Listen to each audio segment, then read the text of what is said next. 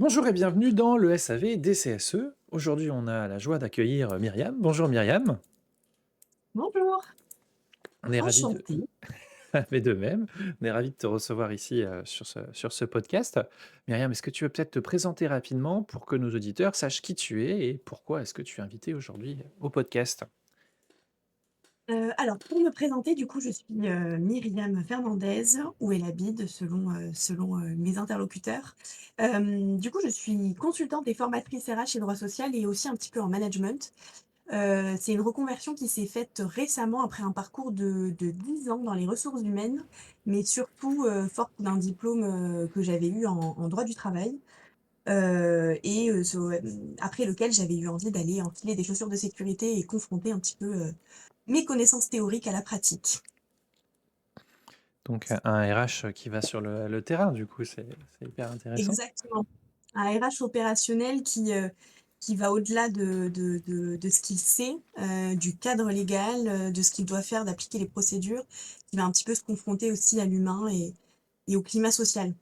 Voilà, c'était ça mes 10 dernières années. Et du coup, qu'est-ce que ça t'a appris d'aller comme ça sur le terrain avec les salariés?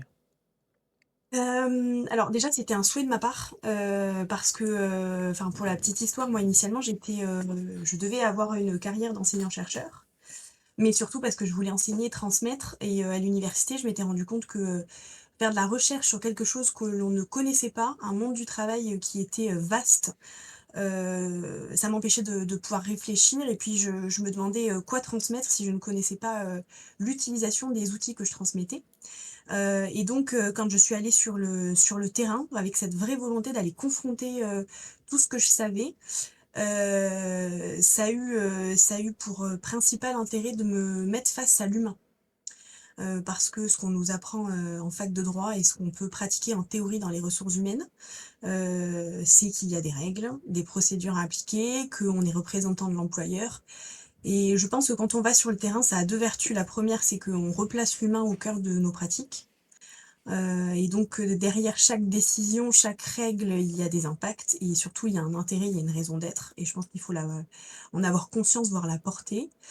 Et la deuxième, dans le conseil qu'on peut apporter en tant qu'RH opérationnel aux opérationnels, c'est qu'on ne se contente pas de dire oui, non quand on nous pose une question, on dit oui, mais et quand on dit non, on propose une solution alternative. C'est-à-dire qu'on connaît le cadre, mais on connaît aussi ces petites failles et on essaye de jouer avec pour faire en sorte, de servir le business. Donc voilà, c'est un petit peu les 2 casquettes et les 2 intérêts d'être Et opérationnel. et du coup, tu t'es rendu compte que parfois les salariés peut-être avaient, envie de filouter et qu'en étant plus proche d'eux, tu comprenais le pourquoi et que ça te permettait de jouer avec ça? Non, moi je suis jamais partie du en fait, j'ai jamais, posé d'intention sur le comportement des autres. Enfin en tout cas, c'est comme ça que j'ai été, éduquée, dans ma pratique professionnelle avec les personnes que j'ai rencontrées. Être au contact de l'humain, pour moi, ce qui a été important, c'est que, ça m'a permis de les connaître, de les accompagner et de pouvoir dans le conseil que je donnais aussi de façon opérationnelle aux managers ou aux directions d'entreprise avec lesquelles j'ai travaillé, de pouvoir contextualiser. Dans mon parcours, j'ai une petite spécialisation, mais qui est issue de mon mémoire de recherche de fin d'études. C'est, toute la surveillance des signaux faibles en matière de climat social. Et de dialogue social et les salariés sont des capteurs importants, et si on ne le fait pas, en tout cas directement en tant que RH opérationnel, il faut qu'on ait des capteurs présents un peu partout dans l'entreprise pour pouvoir nous aider à ajuster et surtout, faire en sorte que quand, on accompagne une décision ou un changement qui est pris par une direction, on le fasse de façon intelligente, et on s'adapte aux salariés pour qu'il y ait une meilleure acceptabilité et surtout meilleure compréhension des enjeux de l'entreprise. Excellent. Là, tu parles de climat social, de dialogue social. C'est des Mmh. mots valises qui sont très pratiques, pour se comprendre. Pour autant, on peut un peu leur faire dire, plein de choses. J'ai une question que j'aime bien poser, c'est, alors je sais pas si dans ton entourage, il y a des jeunes enfants? Oui. Il y Et en a. peut-être que parfois ils cherchent à comprendre ce que tu fais comme travail et qu'est-ce que c'est ces notions de dialogue social qui nous sont chères, et sur Dice Academy aussi, ça fait Mmh. partie des valeurs qu'on porte. Mais comment est-ce qu'on peut expliquer de façon simple à des publics qui sont peut-être, pas éduqués à tout ce que ça pourrait dire, dialogue social et tout ce que ça implique? Ça peut être soit des jeunes enfants, soit parfois nos grands-parents qui ont aussi quitté le monde du travail et qui n'ont pas forcément connu, ce dialogue social avec la direction, mais plutôt une relation très hiérarchisée et très forte. Qu'est-ce que tu en penses, ça? De cette hiérarchisation, du Comment tu dialogue social, t'expliquerais, la notion de comment dialogue j'expliquerais? social de façon simple, quoi? Alors c'est une notion qui je trouve est très compliquée, à expliquer parce que même je pense qu'en tant qu'adulte, et professionnel, qui plus est, on y met souvent plusieurs définitions et on met pas le curseur au même endroit. Je dirais que le dialogue social, c'est l'ensemble des interactions de l'entreprise, qui font que, alors j'utiliserai pas le terme d'employeur, mais si c'était un enfant en disant, le chef de maman ou le chef de papa, arrive à discuter avec, l'ensemble, des personnes qui travaillent dans l'entreprise. Pour moi, c'est un espace de dialogue avant tout. Le dialogue social et c'est pour ça que je le définis souvent de façon sémantique. Hem,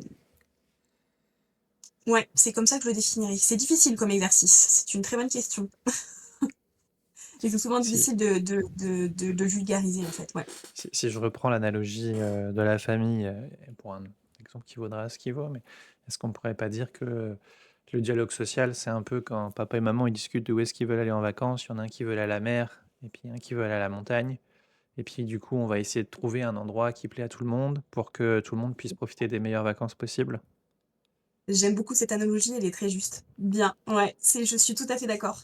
La notion de compromis, mais sur ce dialogue social, j'insisterai beaucoup sur enfin, en tout cas, moi, sur le dialogue. Dans ma Mmh. conception, en tout cas, de la notion, parce que je sais qu'on y met tous, comme tu le disais, c'est un peu une notion valise, on y met un peu ce qu'on veut.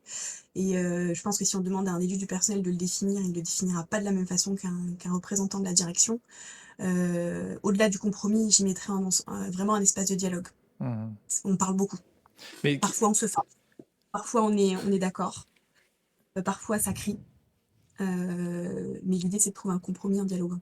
mais pour moi, c'est 2 notions qui sont, fortement liées, hein, si on est tout seul, on peut pas trouver On un peut pas dialoguer. compromis et je Mmh. pense qu'en France, on a du mal avec cette culture du compromis. Excuse-moi. J'en suis persuadée. C'est un de mes leitmotivs, au quotidien, et c'est ce qui a fait que j'ai changé de métier. Hem, alors, moi, j'ai été comme je disais, quand j'ai terminé mes études, j'ai fait un mémoire de fin d'études sur la médiation préventive dans les relations individuelles et collectives de travail et j'ai fait un focus avec ma pratique sur la façon dont ça se passait dans les relations collectives de travail. Il y a ce qu'on nous apprend à l'école, en l'occurrence moi à la faculté de droit. On nous apprend que, le monde du travail est un espace de dialogue, qu'on a des représentants du personnel qui sont censés être là pour représenter les intérêts des salariés, tout en trouvant des compromis avec, la représentation de l'employeur et qu'on est censé aller dans la même direction. Et je trouve que ce qui est très compliqué dans le monde de l'entreprise aujourd'hui, alors toutes les entreprises ne sont pas pareilles. J'ai vu des très bons élèves comme je dirais pas des mauvais élèves, je dirais des élèves qui héritent de schémas passés. Il y a des entreprises, qui, pâtissent énormément enfin, on parlait de la vision de nos grands-parents du dialogue social, par exemple. Il y a des entreprises qui pâtissent beaucoup d'un héritage passé où il y a de très forts antagonismes entre les représentants des salariés et les représentants de l'employeur. Et en tout cas, ce que j'ai observé, c'est pas une généralité, mais ça fait enfin, en tout cas, c'est mon expérience à moi, c'est que j'ai vu des salariés, qui pâtissaient de cette relation très conflictuelle, parfois judiciarisée entre les représentants de l'employeur et les représentants salariés, qui n'arrivent pas à se mettre d'accord. Une direction qui décide du coup d'appliquer ce qu'elle peut, comme elle veut, parce que, sinon, elle n'arrive pas à avancer et qu'il faut quand même avancer. Parlons par exemple des politiques, salariales. Des élus du personnel qui ont par exemple des postures syndicales très marquées, qui vont judiciariser, heu, la discussion parce que ils ne savent plus faire autrement et parce que le contexte il est hérité de 30 ans de pratique comme celle-là. Et c'est extrêmement c'est dommage et c'est préjudiciable encore plus dans une configuration où, par exemple, dans une entreprise où on a, des représentants qui sont syndiqués et quand on regarde dans l'échelle de la société, le taux de syndicalisation, il est extrêmement faible et aujourd'hui les syndicats, pâtissent beaucoup de leur auditoire, et des personnes, enfin du volume qui peut les élire, dans la population. Et donc il y a beaucoup de personnes, et enfin en tout cas je l'ai vu dans certaines entreprises avec des antagonismes très marqués, avec un dialogue social qui était très sclérosé, de voir des salariés qui ne se sentent pas représentés par leurs représentants du personnel, qui à leur sens font de la posture syndicale et qui les oublient derrière. Mmh. C'est une réalité, ça n'est pas toute, mais c'est une vraie conviction. Quand c'était vraiment ma fin de parcours de RH, je me suis dit, enfin, j'ai vu plusieurs configurations, petites, grandes entreprises. Il y a des entreprises où le dialogue se faisait facilement, d'autres on était sur quelque chose de plus sclérosé, comme ce que je viens d'expliquer, de présenter. Et quand j'ai décidé d'aller faire ce métier-là, je me suis dit, comment est-ce que je peux avoir un impact sur l'évolution à venir du dialogue social dans l'entreprise? Et quelle meilleure façon de le faire que de passer par du consulting et de la formation et d'aller accompagner les différents interlocuteurs. En tout cas, moi, j'ai pas la volonté d'aller uniquement travailler avec les CSE, mais vraiment d'aller aussi travailler avec les futurs RH, avec les entreprises et de les accompagner pour penser autrement le dialogue social. C'est vraiment presque un slogan pour moi. Et est-ce que tu penses que ça peut être aussi un héritage historique? Je vais faire l'analogie avec la politique, hein, mais si j'ai bien révisé mes cours d'histoire, il me semble que dans la quatrième République, le fonctionnement était très différent de ce qu'on a aujourd'hui, mais que comme il y avait plein de petits partis, il y avait beaucoup plus de difficultés à amener des décisions, en tout cas dans le gouvernement. Et du coup, la Mmh. cinquième République a été pensée pour donner plus de pouvoir à une majorité relative. Mais en fait, ils avaient le schéma en se disant, de toute façon, il y aura toujours les multiples minorités à côté qui vont contrebalancer le pouvoir. Mmh. Sauf que le gaullisme est passé par là, la gauche, la droite, et puis il y a beaucoup de petits groupes qui se sont agrégés en plus gros groupes. Et ce qui fait qu'aujourd'hui, historiquement en France, le président arrive quasiment toujours à avoir une majorité, ce qui fait qu'il n'a plus besoin de d'échanger et de faire des compromis avec les autres partis. Si on fait la comparaison, par exemple en Allemagne, quand il y a un parti qui est élu, il sait très bien qu'il va devoir composer avec une majorité relative en acceptant des gens d'autres partis et donc que son programme théorique ne sera jamais réalisé à 100% puisque il sera forcément mélangé. En France, on a cette idéologie que celui qui gagne les élections, il gagne tout et que derrière, il se retrouvera avec la possibilité de faire tout ce qu'il veut et d'avoir le plein pouvoir. Et je me demande Mmh. si ça, cet aspect, politique, national, elle n'influe pas aussi les politiques des entreprises qui se disent: «Bah, je suis, le président de ma boîte, je suis le boss, quoi et du coup, je peux faire tout ce que je veux et de toute façon, je le mérite parce que, si on en est là, c'est grâce à moi». Je dirais que c'est un peu caricatural, mais il y a une certaine influence. Enfin, en tout cas, alors comme je dis toujours, mon expérience, elle est, je peux pas dire que je peux pas en faire une généralité, mais enfin, j'ai quand même vu pas mal de configurations. Hem Je dirais que, en tout cas, moi, je n'ai jamais vu de président d'entreprise, même de groupe qui pilote, une entreprise et cetera, qui, va, considérer qu'il a un peu les pleins pouvoirs. J'ai toujours ressenti, en tout cas, auprès des directions que j'ai pu accompagner, que, il y avait une vraie conscience qu'il devait faire avec les élus du personnel. Par contre, ce que je trouve qu'on observe beaucoup, alors parce que c'est aussi valable quand il y a pas de syndicat, hein, on peut avoir des opinions très marquées. J'ai eu le cas sur des petits CSE, j'avais pas de syndicat. Par contre, dans mon CSE, je savais que j'avais, la partie pro direction et celle qui était pro salarié, qui était Mmh. vraiment dans l'antagonisme sans se poser la question de la constructivité. Le CSE, c'est un jeu de pouvoir. Donc c'est là où je pense qu'on peut vraiment faire l'analogie avec, la politique et la façon dont ça a pu effectivement être exercé dans la quatrième et la cinquième République. C'est que le jeu de pouvoir veut qu'on trouve ses alliés.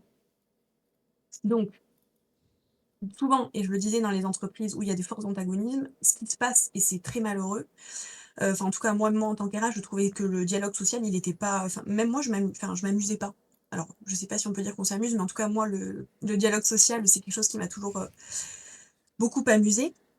Et je trouve qu'on s'ennuie parce que du coup, on arrive à des dérives où, on va en négociation, on sait que ça va échouer, donc on va trouver un moyen soit de le faire passer autrement, soit de forcer les choses et on sait que derrière on aura mauvaise presse, il y aura des tracts et cetera et cetera.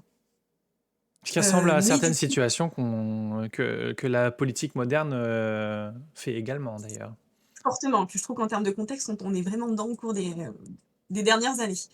Mais il y a un vrai jeu de communication parce que finalement, l'employeur, il faut qu'il trouve son intérêt dans le dialogue avec les élus.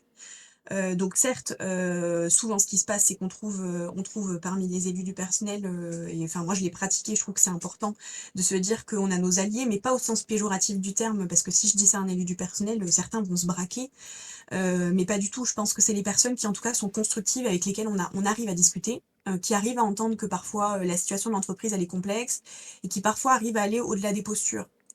Et donc c'est les personnes avec lesquelles on va aller travailler. Ça peut être un syndicat, ça peut être comme je le disais, dans des CSE qui ne sont pas syndiqués, des personnes qui ont cette posture constructive, de façon à ce que ce soit des personnes qui soient vecteurs, de décisions, qui nous aident à obtenir des consultations favorables ou en tout cas des abstentions, ou à calmer le jeu avec les salariés, et cetera. Dans tous les cas, c'est un peu comme en politique. Et donc là, enfin, je trouve que l'analogie, elle a du sens, c'est que souvent je dis l'information, c'est le pouvoir. Ça fait penser à certaines séries, même médiévales, où on avait des maîtres espions, par exemple. Je dis ça parce que c'est le genre de lecture que je peux un peu lire, et je trouve que c'est un peu, on peut faire une analogie avec ce qui se passe en entreprise. Un CSE n'embarque pas, qui n'a pas d'informations, aura plus de mal à tisser du lien avec l'entreprise pour travailler ensemble. Je donne l'exemple, souvent, on parle, enfin, dans le cadre de formation, on peut, accompagner des entreprises à mettre en place, par exemple, en termes d'outils de performance, des, enquêtes, de climat social, pour pouvoir mesurer, soit une fois par an, une fois par trimestre. Ça peut être des enquêtes pulse, ça peut être, différents formats, en tout cas, qui permettent d'avoir des données qui soient factuelles pour créer des pourcentages, des nuages, les fameux nuages avec des verbatims, et cetera, pour se Mhm. dire qu'est-ce qui se passe dans l'entreprise et comment on est perçu. En tout cas, moi, c'est ce que je conseille aux entreprises. C'est un formidable outil qu'il faut utiliser pour détecter les signaux faibles. Les élus du personnel, j'ai souvent remarqué, tout comme les partis politiques, ce sont de formidables vecteurs pour les enquêtes de climat social. C'est-à-dire qu'ils pourraient s'emparer de cet outil qui est formidable, parce que le salarié, forcément, en plus, il a plus confiance dans la politique, par exemple, dans son représentant de proximité, son maire, son député, et dans l'entreprise, dans son élu du personnel, qui plus est s'il appartient au même collège que lui, par exemple. Et c'est un outil qui, à mon sens, est sous-estimé, alors que ça pourrait être un super pouvoir de nos élus du personnel, pour qu'ensuite, lorsqu'il y a des difficultés, ou lorsque, par exemple, il y a un signalement sur, je sais pas, bon, par exemple, un signalement harcèlement moral, harcèlement sexuel, une difficulté managériale, ils puissent avoir des éléments factuels pour démontrer que le problème n'est pas isolé, mais en tout cas qu'ils arrivent à apporter une certaine plus-value. C'est pour ça que l'information, c'est le pouvoir dans l'entreprise. Ou, prenons un autre exemple, transformer cette enquête de climat social en point à l'ordre du jour en CSE, pour pouvoir, introduire une difficulté. Souvent, avec les élus du personnel, on fait du off et on se dit: «Bah tiens, dans ce service-là, il y a un problème».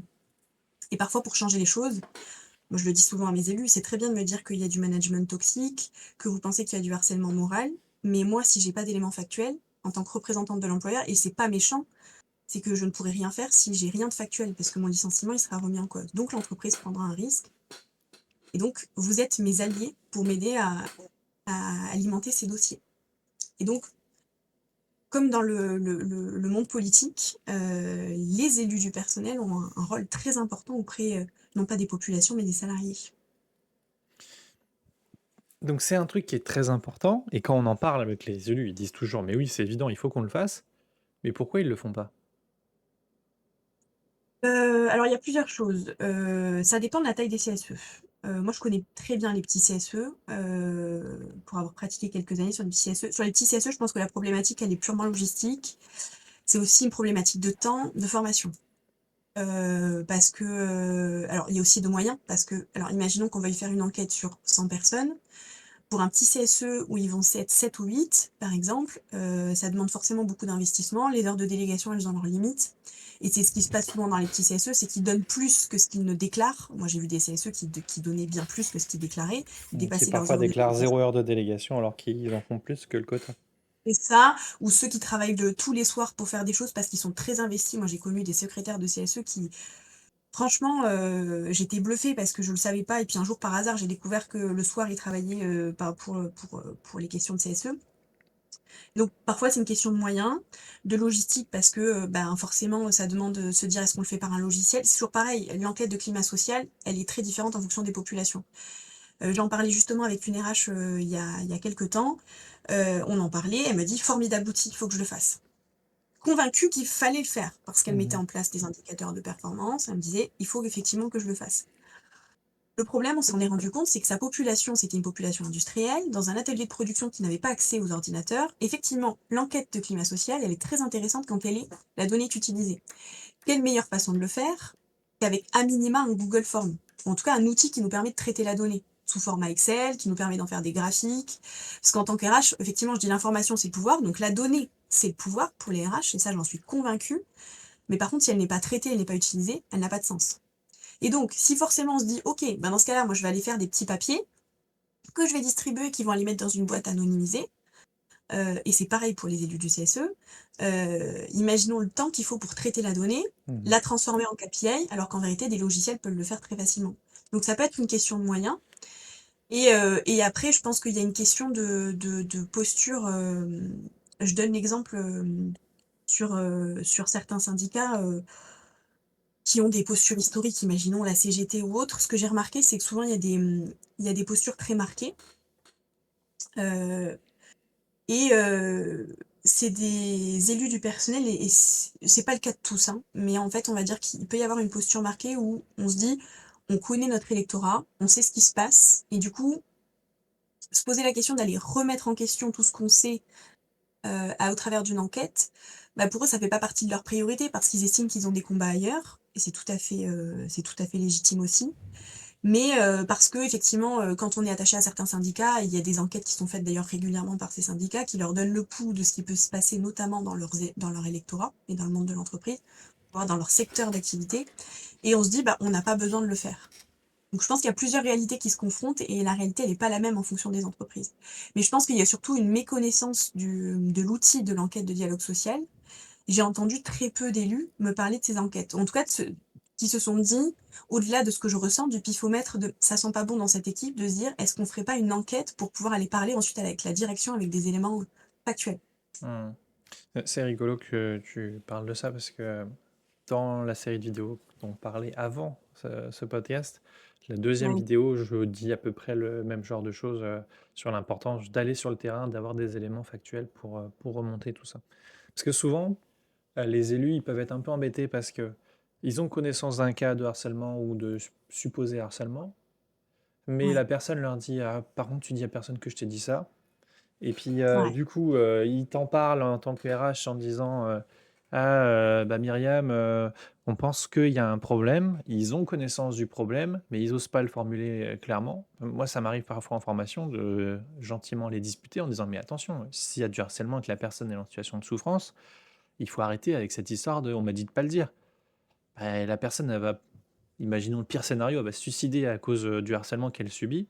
Et toi, tu vas dire, bah non, elle m'a demandé de pas le dire, alors je respecte sa volonté. Bah, il y a un moment, il y a des choses qui ont plus de valeur que la volonté de la personne. Et c'est difficile hein, pour les élus parce que bah, c'est extrêmement ingrat. mm, Parce que peut-être que la personne, elle a dit qu'elle avait du harcèlement, mais en fait, parfois, les enquêtes, même pour harcèlement, montrent que c'est pas forcément du harcèlement. Et puis du coup, on peut se retrouver dans des situations où l'élu a dénoncé une pratique qui était peut-être du management toxique, mais qui peut être dans un flou bah, chez nous ça marche comme ça, on accepte ça parce que c'est limite, mais ça dépasse pas la limite. Et puis du coup, bah, tu te retrouves avec ton élu qui a fait tout bien, en tout cas dans la théorie, comme nous on l'encourage à faire, mais qui a les foutes de la direction parce qu'il a déclenché l'alerte, les foutes des salariés parce qu'il a déclenché une alerte. Alors que l'objectif final, pour ce qu'il a fait, bah, c'est de servir l'entreprise en ayant parlé d'un problème réel qui impacte à la fois la santé des salariés et aussi la santé de l'entreprise parce que, bah, c'est tout ce qui est management toxique derrière, c'est du turnover, c'est des démissions, c'est des Mmh. recrutements, c'est beaucoup Mmh. d'énergie et d'argent qui est dépensé. Pas grand-chose au final, parce que si on gardait nos Mmh. talents, on pourrait faire autre chose avec ces fonds et c'est l'entreprise qui en pâtit. Je trouve que, en tout cas, là, pareil, dans mon parcours, j'ai été confrontée à des situations où, effectivement, j'ai eu des élus du personnel, une fois ça m'est arrivé, qui vient me voir en me disant, «On a une situation de harcèlement dans un service». Bon, j'étais plus ou moins convaincue à titre très personnel et c'est toujours la difficulté quand on est RH, c'est de se dire: il «Faut dissocier de nos opinions personnelles, nos convictions qui Mmh. relèvent, du ressenti, qui ne sont que subjectives, des éléments factuels qui, moi, me permettraient d'agir en tant que RH». C'est très difficile ça. D'ailleurs, c'est à mon avis, une des choses les plus compliquées, et qui peut expliquer certains de nos antagonismes avec les élus du personnel quand on a une casquette de RH. En tout cas, la personne vient me voir pour me dénoncer une situation. Moi, je suis convaincue, j'ai vu des situations de mes yeux où, effectivement, les pratiques sont un peu limites. Comme on le disait, on n'était pas dans la toxicité, mais en tout cas, c'était isolé, c'était des incidents isolés. Mais en tout cas, moi, j'avais le sentiment qu'il y avait effectivement un problème parce que dans ce service-là, j'avais, bah, du micro-absentéisme, donc on était encore dans le signal faible, des arrêts de 2-3 jours, on n'était pas sur des arrêts longs, mais j'avais, bah, des personnes qui arrivaient, qui restaient pas, qui me rompaient leur période d'essai, donc on avait de l'initiative salariée, donc c'est qu'on avait une problématique sur ces services. Quand je parlais avec l'élu, il me dit: «Il faut absolument faire quelque chose, il faut mettre fin à cette situation», et moi je leur ai expliqué alors moi j'avais de la chance dans cette expérience-là, j'avais une direction qui était très proactive sur ces sujets, qui laissait pas passer. Sauf que quand on a fait l'enquête, parce que du coup on s'est dit: «OK, l'élu du personnel nous le dit, nous on a plus ou moins le sentiment qu'il se passe quelque chose, on n'a pas d'éléments factuels, enquêtons». Donc on l'a pas fait de manière officielle parce qu'on voulait le faire discrètement, mais on l'a fait de manière officieuse. Mais avec une grille de questions, et puis surtout pour voir si, on a commencé, ça a duré plusieurs mois, hein, on a commencé à regarder, à faire des entretiens de départ un peu plus poussés sur ce service. Enfin, on a essayé d'avoir des éléments factuels. À la fin de l'histoire, au bout de alors je sais plus si c'était quelques semaines ou plusieurs mois, heu, bah, du coup, alors on l'avait pas fait en instance, donc on l'avait fait en off avec l'élu. Avec, la direction, on décide de voir et de voir l'élu du personnel et effectivement, on explique qu'on voit des choses, il y a des choses sur lesquelles on va pouvoir accompagner, mais que factuellement, on n'a rien qui nous permet d'agir. Qu'on aimerait bien agir pour mettre fin à la situation, néanmoins, on n'a pas d'éléments factuels qui nous permettent en tout cas d'aller sur le terrain disciplinaire. C'est extrêmement difficile, c'est comme quand on explique à une victime, en tout cas une supposée victime de harcèlement sexuel, j'ai aussi rencontré cette configuration, une personne qui dénonce un harcèlement sexuel, quand on l'écoute, alors moi en tant que femme, je suis presque convaincue de ce qu'elle me raconte, on ouvre l'enquête et en fait, toutes les versions se contredisent. C'est-à-dire qu'au début, la version était claire avec des dates. Plus on voit de personnes, plus les dates ne sont pas les mêmes, les interlocuteurs ne sont pas les mêmes. Ce qui est soi-disant avait été dit, avait été vu, n'a pas été dit ou n'a pas été vu. Et à la fin, on arrive dans une situation où même si on a un doute sur le fait qu'il y ait une concertation des témoins avec le supposé mis en cause, factuellement, la version de la victime, elle est desservie parce que effectivement, il n'y a pas d'éléments factuels qui nous permettent d'aller sur le terrain disciplinaire. Et je parle de cette histoire, c'était une histoire qui s'est mal terminée où la victime, n'arrivait plus à supporter, de travailler sur son lieu de travail et que ça a été très, très compliqué. Mais que nous, dans les faits, en tant que représentants de la direction, la seule chose qu'on a pu constater et la conclusion qu'on a eue, c'est qu'il y avait un conflit interpersonnel, des difficultés de communication, mais qu'en tout cas on avait rien de plus que des mauvaises blagues, même si c'était pas admissible, hein.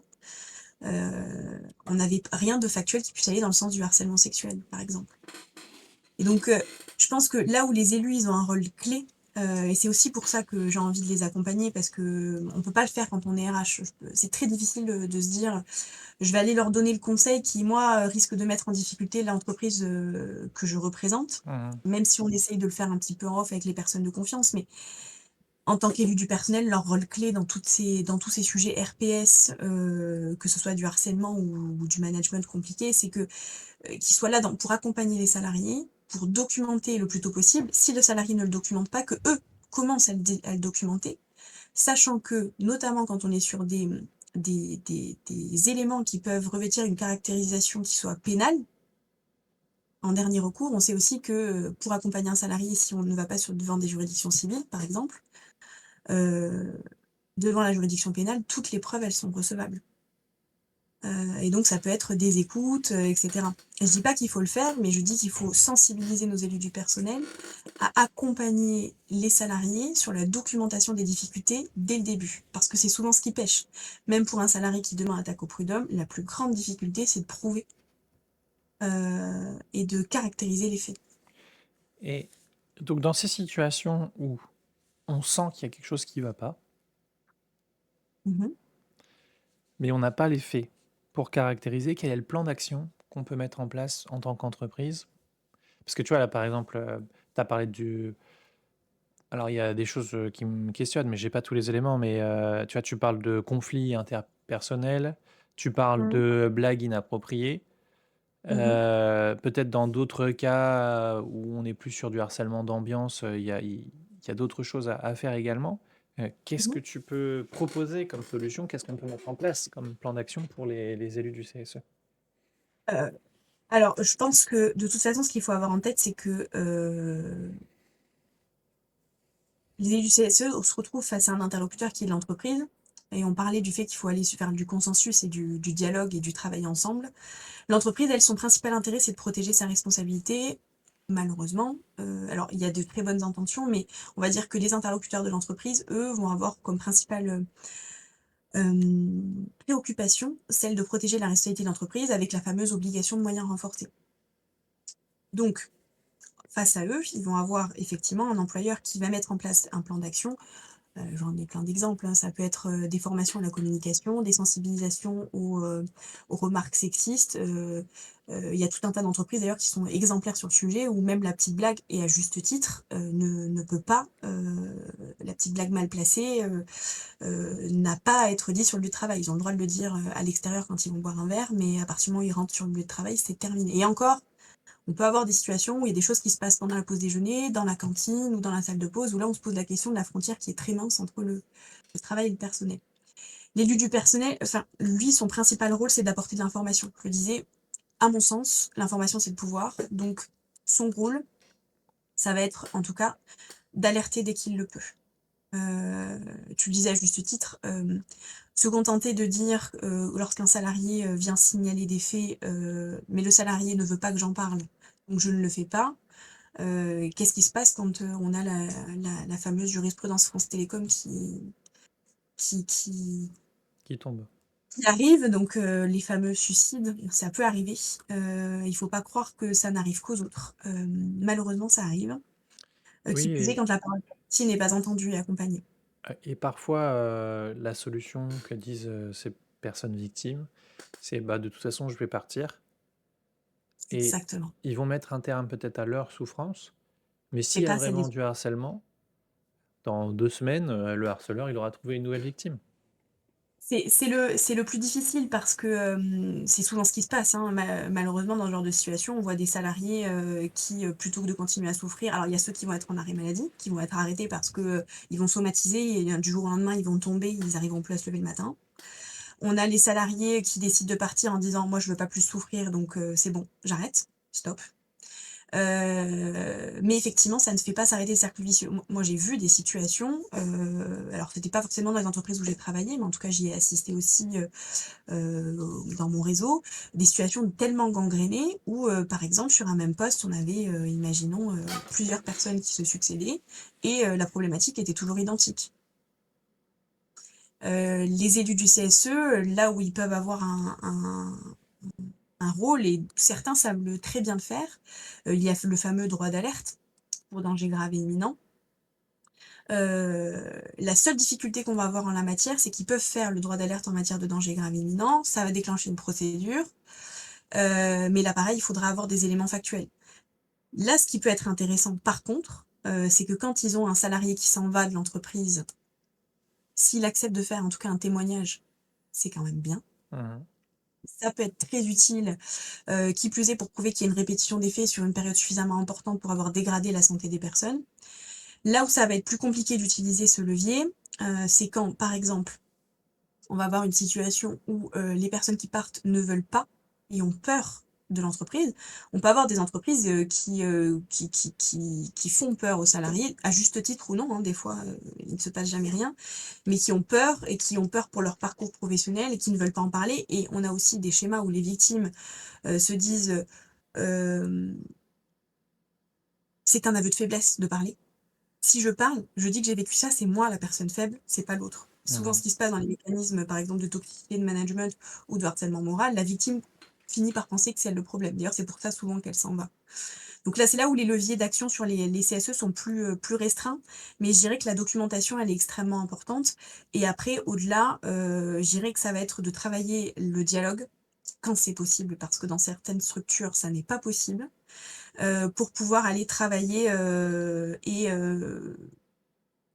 en tout cas, essayer d'influencer la direction à prendre un tournant, en matière de management. On sait que, et d'ailleurs c'est un des enjeux pour moi de nos élus du personnel, hein, le sujet des RPS, on sait qu'il y a une dernière jurisprudence, qui est sortie, récemment sur le sujet, qui a en tout cas officialisé quelque chose qui se passait déjà en pratique, hein. On avait des CPM qui reconnaissaient qu'un entretien avec un manager pouvait être un accident de travail. La Cour de cassation, l'a joliment mis en avant. Ça va être un enjeu dans les années à venir. Du coup, ça va remettre en question le management. Et il va falloir que tant les entreprises, mais aussi que les élus du personnel investissent le sujet, et les élus du personnel, le principal levier qu'ils ont, enfin ils en ont 2, c'est leur rôle en matière de santé et sécurité, et ça va être aussi leur rôle dans le DU. Le DU est un merveilleux instrument en matière de risques psychosociaux. Mais pour ça, il faut qu'il soit utilisé correctement. Certaines entreprises le font qu'en surface, d'autres le font correctement avec des enquêtes, notamment de climat social, et c'est pour ça que je parle d'enquête de climat social. Ces enquêtes de climat social, même sur une situation individuelle, elles peuvent donner des éléments factuels qui permettent aux élus du personnel ensuite d'aller utiliser l'arsenal juridique qu'ils ont à leur disposition pour pouvoir tenter, d'influencer et d'agir sur ces risques psychosociaux. Je voulais, revenir sur juste un détail. Heu, alors, toi et moi, on est convaincus que quand on peut, il faut parler, il faut se battre pour défendre ce qui est juste. Mais parfois, il y a aussi une analyse personnelle à se faire quand on est la personne en situation de souffrance. C'est: Mmh. «Est-ce que je préfère partir et accepter, de laisser ça derrière?» Par contre, c'est une décision qu'il faut prendre en son âme et conscience, mais on n'est pas toujours prêt à se battre et il faut aussi en avoir conscience. Si je pars, Oui. j'ai accepté de partir et de pas en parler.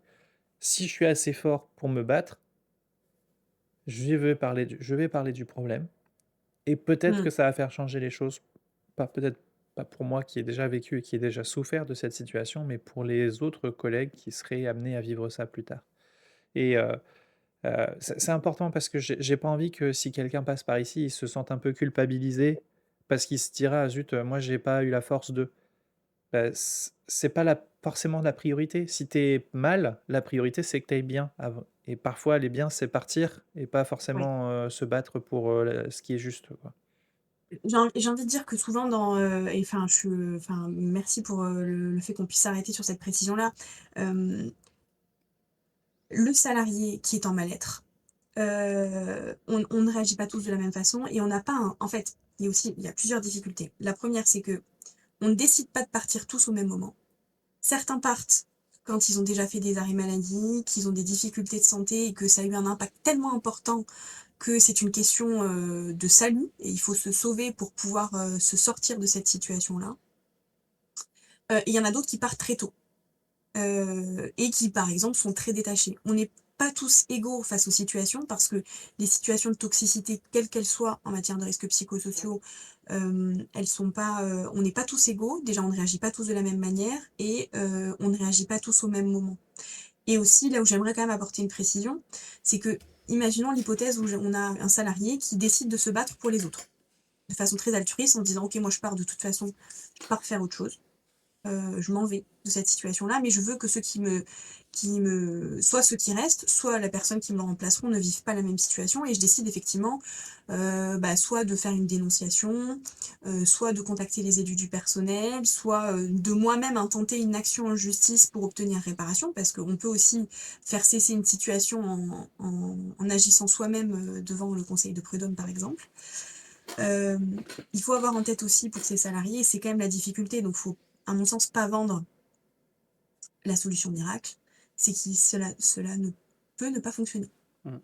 On peut avoir mis toute son énergie dans un combat, en partant ou en étant sur place d'ailleurs, parce que certains le font et avec beaucoup de courage se battent alors qu'ils sont encore là, en prenant tous les risques, un peu comme le font certains lanceurs d'alerte et d'ailleurs ça peut avoir un statut de lanceur d'alerte dans certaines situations.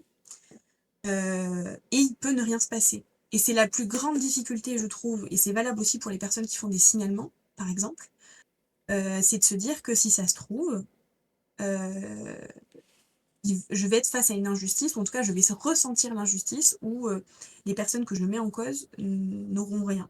Pour tout un tas de raisons, hein, ça peut être parce qu'on a une direction d'entreprise qui n'a pas forcément envie de bouger, ou qu'on est sur un comportement un peu border mais qui ne dépasse pas les limites, ou tout simplement qu'on n'a pas réussi à caractériser les faits. C'est extrêmement difficile à vivre pour l'avoir vu, souvent ça peut même empirer la situation des personnes et donc c'est important de se dire que quand on se lance dans ce combat, on va pas forcément gagner, mais qu'on va y mettre son énergie, qu'on ne regrettera rien et qu'on aura peut-être semé une graine qui plus tard servira à une autre personne, par la Mmh. suite. Oui, c'est important, d'autant plus que pour lancer une alerte, atteinte aux droits des personnes, on parle d'un faisceau d'indices Oui, et peut-être que la bataille perdue, en tout cas qui n'aura pas abouti, ça sera un des éléments qui permettra de caractériser le prochain faisceau d'indices qui, exact. permettra de prouver qu'il y a bien un harcèlement, qu'il y a bien un comportement toxique, qu'il y a bien quelque chose d'inacceptable. Et c'est surtout très important pour les élus du personnel. Là, je fais un peu le lien avec ce qu'on disait. On parlait du factuel. C'est pour ça qu'il ne faut pas hésiter, malgré tout, parfois, à se lancer dans une bataille perdue d'avance pour pouvoir rendre factuel quelque chose qui ne l'était pas.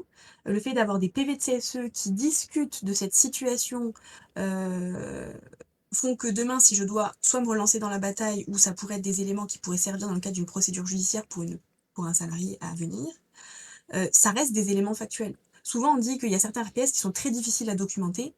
Néanmoins, le fait d'agir, même si ça ne fonctionne pas, alors ça peut être à double tranchant, mais si on a plusieurs personnes qui se plaignent d'une situation qui est identique, qui ne se connaissaient pas à des moments, par exemple, où elles n'étaient pas ensemble dans l'entreprise, ou dans une équipe, voire même dans plusieurs équipes différentes, etc., ça reste un moyen de documenter ce qui se passe.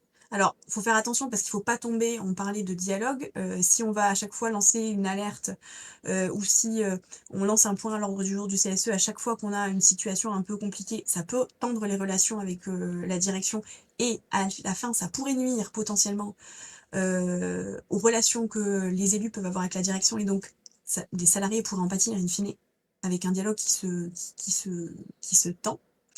Donc il faut trouver quand même le bon dosage et se dire, quels sont les combats qu'on a envie de mener. Et effectivement, si c'est un combat de premier ordre parce qu'on s'aperçoit qu'il y a un vrai problème, un vrai risque pour la santé des collaborateurs, faut pas hésiter. Et puis après, il y a pas que ces leviers-là, hein, faut pas oublier, en matière de RPS, on a la CARSAT, on a la médecine du travail, on a l'inspection du travail. Bon, d'ailleurs dans le mécanisme d'alerte, l'inspection, mais on a aussi tout un tas d'autres façons de dialoguer et c'est souvent ce que je dis, aux élus, maintenant que j'accompagne, c'est que quand vous êtes face à une situation et que vous ne savez pas quel est le meilleur levier, j'ai vu de supers inspecteurs du travail.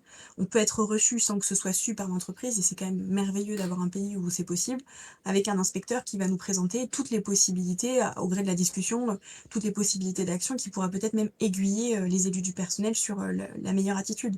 Au-delà d'un conseil, type avocat ou autre, l'avantage quand on a discuté avec l'inspecteur du travail en amont d'une situation un peu inextricable, c'est que, s'il intervient sur un des processus, heu, ça lui permettra d'avoir les billes entre les mains. Donc ça, c'est du off et souvent on oublie le off, avec, l'inspection du travail. Oui, potentiellement, comme ils sont aussi invités sur les réunions quand on va aborder les points de santé, sécurité, conditions de travail, si vous leur parlez jamais des problèmes, bah, pour eux, il y a pas de problème, donc ils vont pas venir. Si vous faites un peu ce travail d'anticipation avec eux, peut-être que comme par hasard, à la prochaine réunion, ils vont être là et comme par hasard, vous allez aborder cette thématique de RPS Et du coup, comme par hasard, la direction va peut-être se sentir un peu plus obligée de prendre ce sujet au sérieux. Alors, moi, pour avoir été de l'autre côté, c'est toujours, enfin, c'est toujours un peu, des fois, j'ai l'impression d'avoir plusieurs personnalités, quand je conseille, un CSE et quand je conseille, un représentant de la direction. Mais c'est vrai que de l'autre côté, quand, on sait que la CARSAT, se présente ou en surprise, elle se présente à une instance. Ça m'est déjà arrivé, hein. Bon, souvent, c'est parce qu'il y a eu un petit coup de téléphone, un petit mail des élus du personnel en expliquant que, bah, il y a un petit sujet et qu'on aimerait bien avoir leur support. C'est rare qu'ils ne se présentent pas si en tout cas on les avertit à l'avance. Souvent ils viennent pas quand il y a pas de sujet, mais quand, il y a un sujet, surtout la CARSAT, ils hésitent pas à se déplacer mais ce qu'on oublie aussi, c'est que le médecin du travail est un très bon levier. En tout cas, en tant qu'employeur, effectivement, il y a des petits warnings et en tant que RH qui plus est, n'importe quel RH nous dira quand on a, un petit appel du médecin du travail qui nous parle d'une situation individuelle, en général, le sujet, il passe au-dessus de la pile. Moi, j'ai déjà eu le cas, alors d'une situation qui d'ailleurs, avec du recul, on avait une salariée qui s'était plaint de ses conditions de travail. Le médecin du travail, au-delà de m'appeler, me fait un courrier pour me dire: «Attention, elle revient d'arrêt maladie, il faut absolument, accompagner ce retour, avec, des mesures», en nous donnant des exemples de mesures. Je peux dire que le dossier, il est passé au-dessus de la pile et en plus, ça nous a bien embêtés parce que c'était une salariée qui, au-delà, était en difficulté sur son poste. Mais compte tenu du fait qu'on avait l'inspection du travail qui nous avait fait un joli courrier formel, Inspection ça médecine, nous du a coup, là. pardon, pas l'inspection du travail, le médecin du travail. Ok. C'est pour bien suivre que je pose la question. C'était le médecin du travail qui nous avait fait un joli courrier formel qui, du coup, faisait qu'on a été obligés de prendre certaines mesures dans lesquelles on ne croyait pas. Parce qu'on savait que ça ne solutionnerait pas le problème et que le mal-être de la personne sur son poste était essentiellement lié au fait que le poste avait pris de l'envergure, demandait d'autres compétences que la personne n'avait plus et surtout qu'elle ne voulait pas exercer son métier un petit peu autrement. La fameuse obsolescence qu'on peut avoir des compétences sur les postes. Donc c'était une situation particulière où on a eu le médecin du travail qui a été impliqué et qui nous a, forcés, en tout cas à mettre le dossier au-dessus de la pile. Des fois c'est vertueux, des fois ça ne l'est pas, hein. Je peux dire en tant qu'RH, c'est des fois ça l'est pas. Mais c'est un outil et on l'oublie. Pareil, l'inspection du travail, peut même sur des salariés qui sont pas encore rentrés dans l'entreprise, passer un petit coup de téléphone, et en général, c'est le petit coup de pouce qui fait qu'on agit différemment.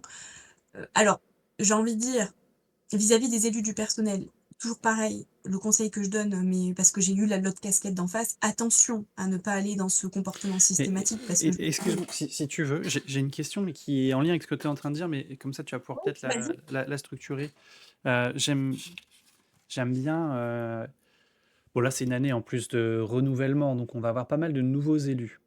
Et j'aime bien Oui. demander un petit peu à mes invités quels conseils pratiques, et c'est ce que tu étais en train de donner, donc je pense que c'est bien que je te mais de donner plusieurs conseils qu'on peut donner à des nouveaux élus pour justement être capable de prendre à bras le corps ces sujets de RPS.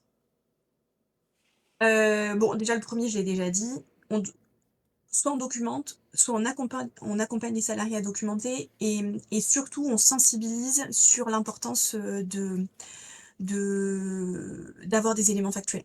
Même si ça fait mal, même si en tant qu'élu, ça heurte certaines de nos valeurs et qu'on est convaincu de la version du salarié en matière de RPS, c'est important, de factualiser et donc de prendre un peu d'auteur sur les choses, parce qu'il faut que les élus aient en tête et ça c'est important, dans ce premier conseil, que l'employeur ne peut pas faire n'importe quoi. Même s'il est tout à fait d'accord avec lui, il y a des risques juridiques, des risques prud'homaux et donc des risques pour l'entreprise parce que certaines indemnités peuvent être déplafonnées dans certains contextes. On ne peut pas, licencier sur une simple rumeur. D'ailleurs, ça voudrait dire que, on parle souvent de principe du contradictoire, dans le monde d'aujourd'hui, ça s'applique à tout le monde. C'est-à-dire qu'il faut qu'on se repose sur des éléments factuels, tout comme on ne peut pas condamner quelqu'un à perpétuité sans qu'on ait d'éléments factuels. Ça, c'est le premier conseil. Hem, le deuxième, ça va être de réfléchir autrement. Souvent, ce que je dis, c'est bien, vous faites des formations, vous avez une quand vous êtes arrivé, vous aviez une boîte à outils. La boîte à outils, c'est votre mandat. On vous a donné, ce mandat qui est une boîte à outils. Le formateur, lui, il va vous transmettre ou le syndicat qui vous accompagne, parce que souvent, il joue aussi ce rôle-là, de formateur, hein, hem, de vous donner tous les outils. C'est-à-dire qu'il va vous mettre dans la boîte à outils, les outils. Mais la troisième étape, et on l'oublie très souvent, parce que souvent les formations, on passe en revue les outils qui existent et c'est pour ça que je crois, et je pense que enfin, c'est pour ça qu'on s'est rencontrés, aussi, c'est parce qu'au-delà des outils, il faut apprendre à les utiliser et même moi, j'irai plus loin, en tout cas moi, dans mes convictions et ce que je transmets aux élus du personnel, c'est que je veux qu'on raisonne autrement. On parlait de politique, de 4ème République, du passé, de nos grands-parents.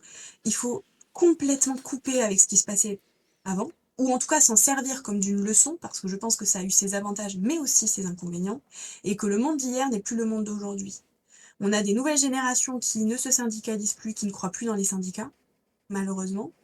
J'espère que ça changera, et justement pour que ça change et que les élus du personnel et les syndicats aussi également puissent avoir une meilleure légitimité, il va falloir changer les postures pour dépasser la croyance selon laquelle quand on travaille avec l'employeur, on en parlait au début, du podcast, quand on trouve ce fameux consensus par le dialogue, c'est une trahison.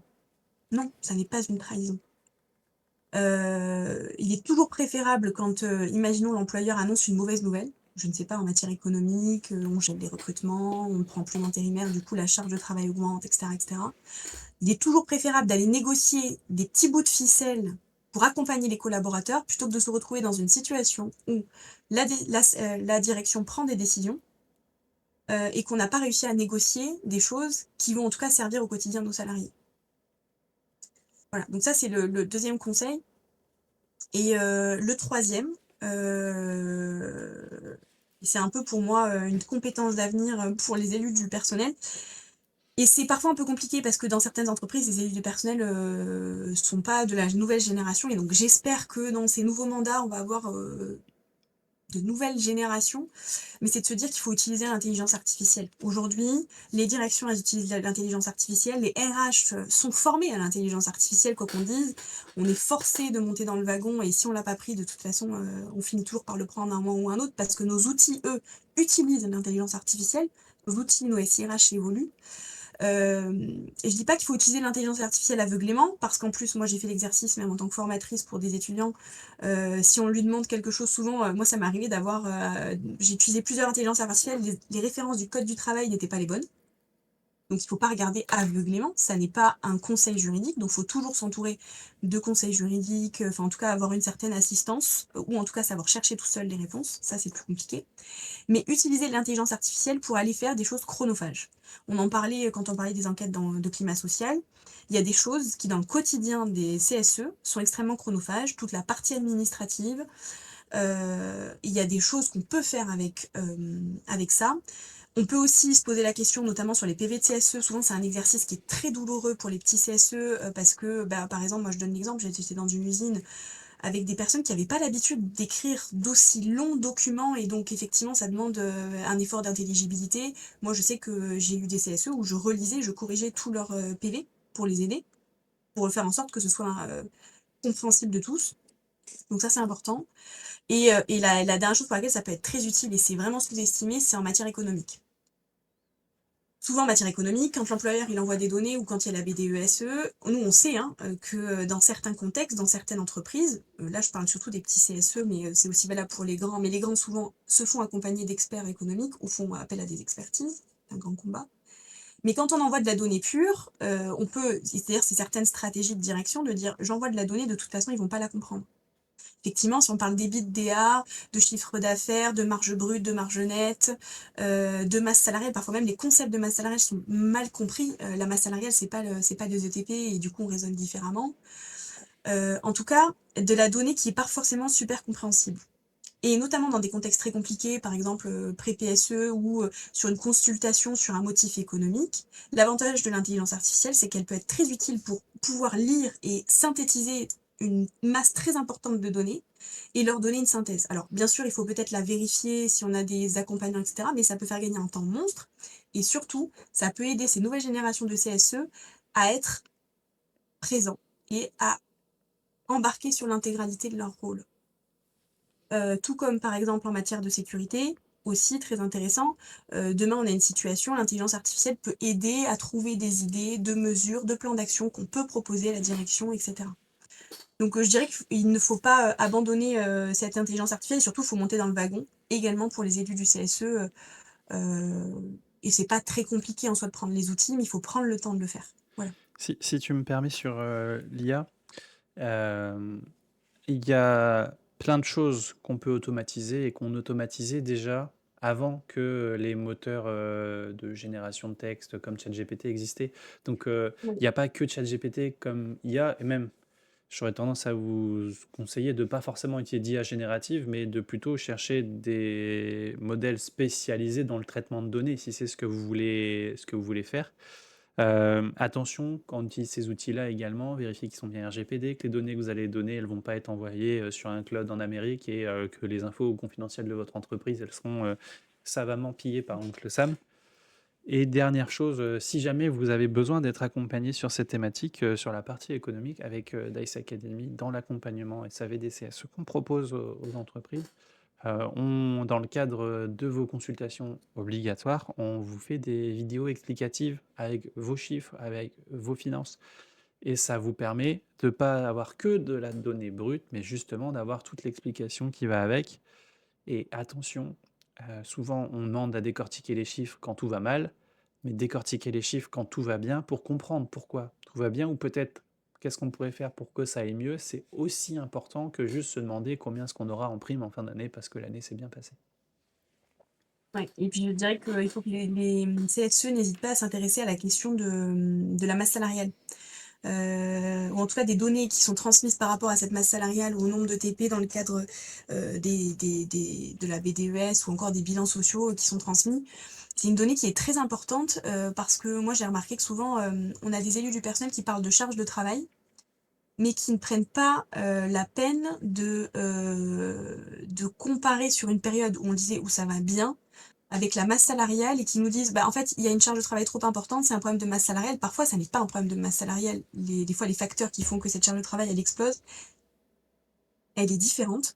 Et donc c'est important de pouvoir analyser ces données-là, mais comme je le disais, pareil, la difficulté c'est toujours quand ça n'est pas de notre métier de se dire comment est-ce que je peux me faire accompagner pour aller vers ça. Et effectivement, il existe tout un tas d'outils, l'intelligence artificielle en est un, mais elle ne suffit pas. C'est ce qui nous permet de gagner du temps au quotidien, mais ça ne sera pas la réponse magique à toutes les problématiques qu'on va pouvoir avoir dans l'entreprise. Excellent. Bah merci beaucoup Myriam. On va bientôt basculer sur la fin du podcast. On approche déjà de l'heure d'échange. Euh, Qu'est-ce que tu peux nous dire sur toi? Où est-ce qu'on peut te retrouver? Est-ce que tu as des... Voilà, partage un petit peu. Là, on te met en lumière sur ces quelques minutes pour savoir où est-ce qu'on peut, comment est-ce qu'on peut rentrer en contact avec toi? Qu'est-ce que tu peux nous proposer comme service? Voilà. Donne-nous envie de travailler avec toi. Alors, du coup, moi, ma société elle s'appelle MEA Perform. Je vais accompagner, donc j'accompagne des entreprises donc sur deux modalités, sur 2 à 3 sujets. La première, ça va être sur du consulting, donc ça va plutôt s'adresser aux entreprises, mais également aux acteurs, différents acteurs de l'entreprise, dont les CSE. Ça va être essentiellement l'idée d'aller travailler une thématique particulière et surtout de pouvoir accompagner via des audits de compliance. Quand je dis compliance, c'est la conformité légale. C'est un petit peu ma petite spécialité parce que j'en ai beaucoup fait dans le monde de l'entreprise. Quand j'arrivais sur un poste, j'avais toujours, quasiment toujours sur mes prises de poste un gros travail de conformité légale, d'audit. Donc c'est quelque chose qui est quand même important de le faire régulièrement, y compris pour nos chers élus du CSE. C'est un des exercices qui est souvent oublié. Il ne faut pas hésiter à se remettre en question sur le sujet et surtout de se dire comment est-ce que je peux faire les choses autrement et comment je peux réfléchir autrement. Mais c'est vraiment mon slogan, donc je ne cesserai pas de le répéter. Et puis j'accompagne aussi les entreprises, les CSE, mais aussi la nouvelle génération. On n'en a pas parlé dans ce podcast parce que c'était pas l'objet, mais j'ai le plaisir d'accompagner des étudiants sur des sujets de droit du travail, mais pas que, et de leur donner les clés pour pouvoir prendre de leur poste différemment.